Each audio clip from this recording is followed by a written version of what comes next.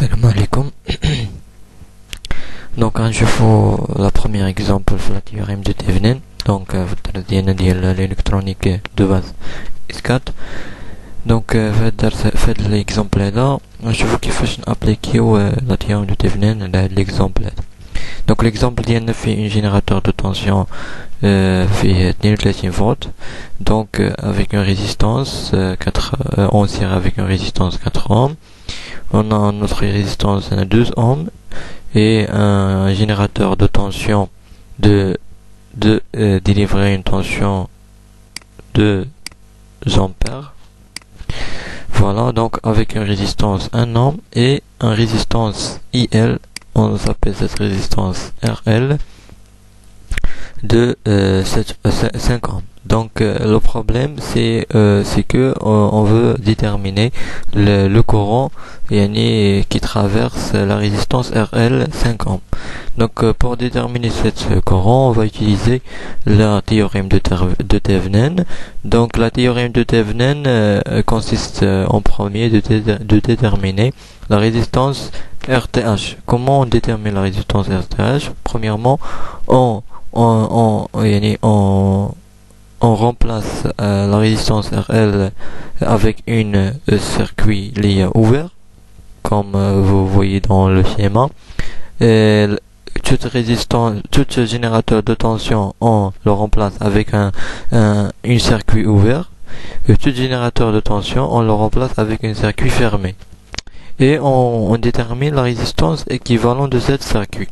Donc, comme vous voyez, la résistance 4 ohms avec la résistance 12 ohms, ils sont en parallèle.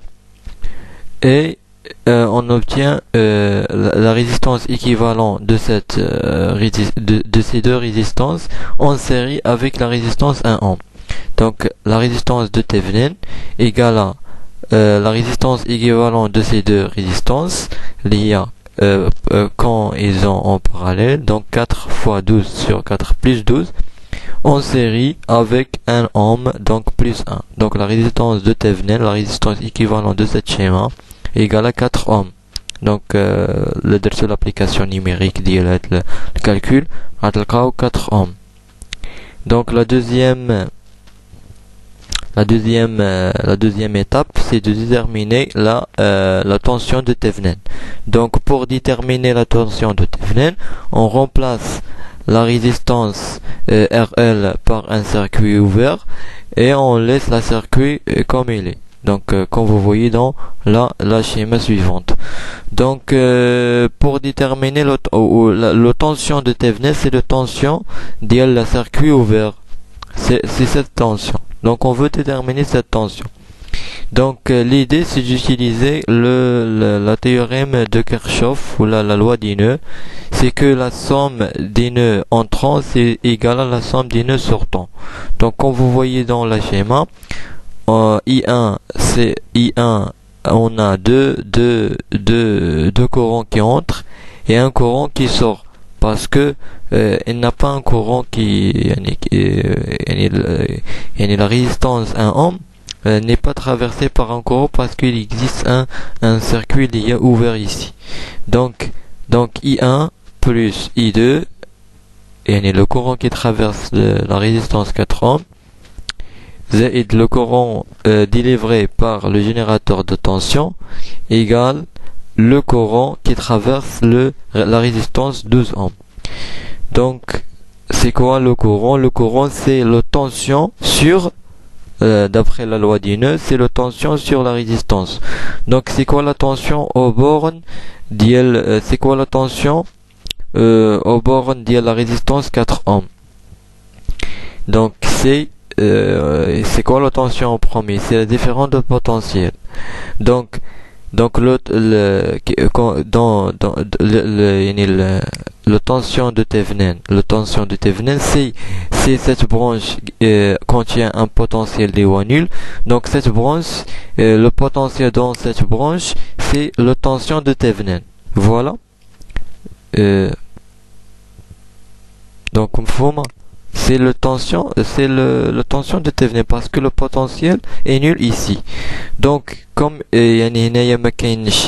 pas traversé par un courant, donc cette branche elle contient le même tension que cette branche.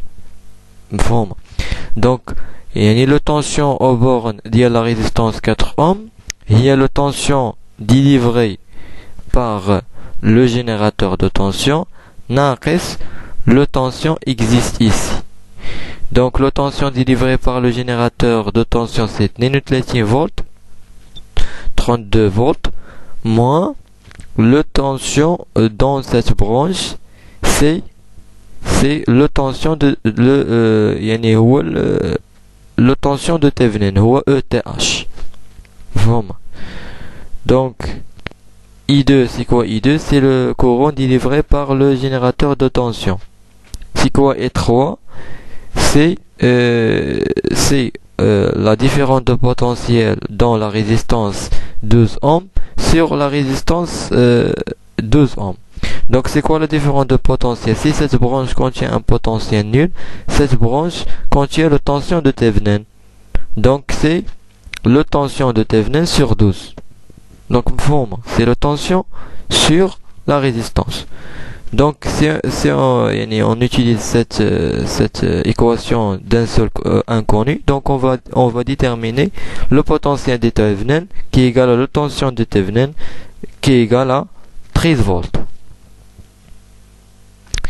Donc la dernière étape c'est le schéma suivant. Donc le schéma suivant contient juste une tension de Thevenin, la résistance de Thevenin et la résistance RL 5 ohms. Le but de cet exercice c'est la détermination du courant qui traverse cette résistance. Donc tout simplement maintenant on va le courant I égale à la tension de Thevenin sur la résistance totale de la circuit. On va utiliser la loi d'Ohm. Donc on va obtenir que le IL, le courant qui traverse la résistance RL est égal à 3,33 ampères. Donc tout simplement c'est cela les étapes pour déterminer le courant IL. Et merci.